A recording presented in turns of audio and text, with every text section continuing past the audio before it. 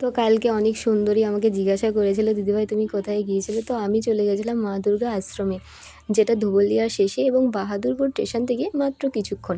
তো আমি বাহাদুরপুর স্টেশন থেকে গিয়েছিলাম, কারণ আমি ট্রেনে গিয়েছিলাম, যেখান থেকে মাত্র 15 টাকা ভাড়া দিয়ে আমাকে কিন্তু ওরা আশ্রমের সামনে নামিয়ে দেয়। আর পাশে দেখতেই পাচ্ছ দুটো কাপল প্রেম করছে। আসলে আমি যেখানে ঘুরতে যাই এরকম কাপল দেখি, তো দেখে ভালো লাগে। আমার নেই তো কী হয়েছে, ওরা করুক প্রেম, আমি দেখে মজা নিই।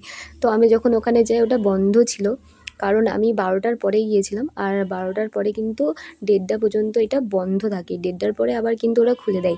তোমরা যদি আসো সকাল সকাল আসার চেষ্টা করবে, নাহলে কিন্তু বন্ধ হয়ে যাবে। তো আমার মতন দাঁড়িয়ে থাকতে হবে তোমাদেরকে। তো ভেতরটা খুবই সুন্দর। আর এই যে মহাদেবকে দেখছিলো, এই ভিডিওটা করা নিষেধ ছিল, তাও আমি চুরি করে করে নিয়েছি।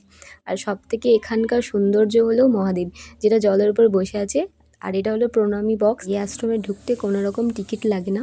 ভিতরে মা ছিল, তো মাকে দর্শন করে প্রণামী বক্সে তুমি কিছু দিয়ে আসতে পারো।